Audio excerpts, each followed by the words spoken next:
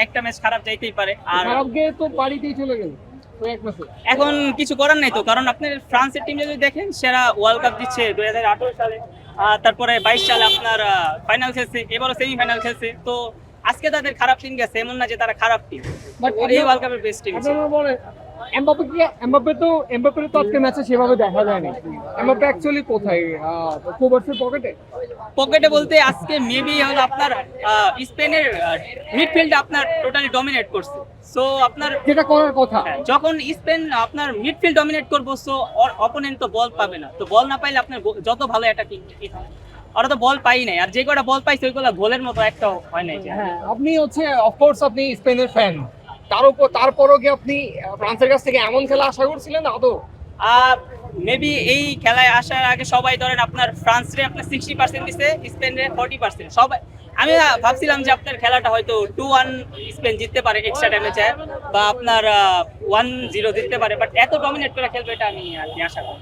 রূপায়ণ lake castle, welcome to the land of piece.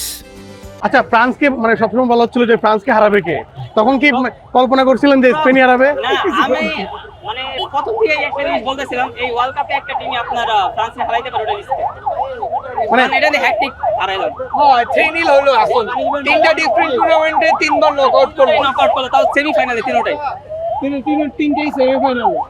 তো actually ফ্রান্সের দুর্বলতা এখানে স্পেন। দুর্বলতা বলতে হলো আপনার দুঃখের নাম ডিডিএ ডিশাম কিন্তু গোটেড কোচ, ওর কাছে যে উই আজকে এটা আশা করে না টিমের কাছে, কারণ খুব ভালো খারাপ খেলছে। পলিসের মতো একটা এখন বলতে গেলে নেক্সট মেসির মতো আপনার টি টিমের দিক থেকে সে আজকে আপনার কোনো কিছু করতে পারে না, আরে আপনার সাবস্টিটিউট করে দিচ্ছে।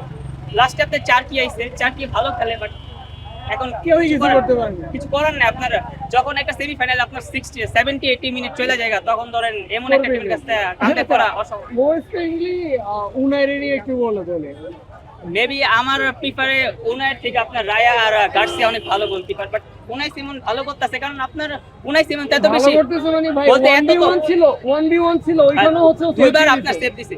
আজকে অনেক ভালো পারফরম্যান্স করছে, বাট ওয়ার্ল্ড কাপে এটা বলতে পারে না যে সে সবথেকে বেস্ট গোলকিপার, কারণ সে এমন তেমন ফেসই করে নাই বল।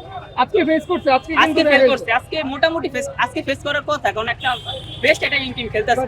যতটুকু ফেস করার কথা ততটুকু পারে নাই। বলই তো পাই নাই, বল না পাইলে আপনার খেলবো কেন? এটা টোটালি আপনার রিয়াল মাদ্রিদ বার্সেলোনার খেলা হইছে। আচ্ছা এখন ফাইনালে কারে চান? ফাইনালে ভাই আমরা যখন ফ্রান্সে হারাইছি, যে কোনো টিম আসুক। আছে না থাকে না আর্জেন্টিনা করে চাই স্পেসিফিক।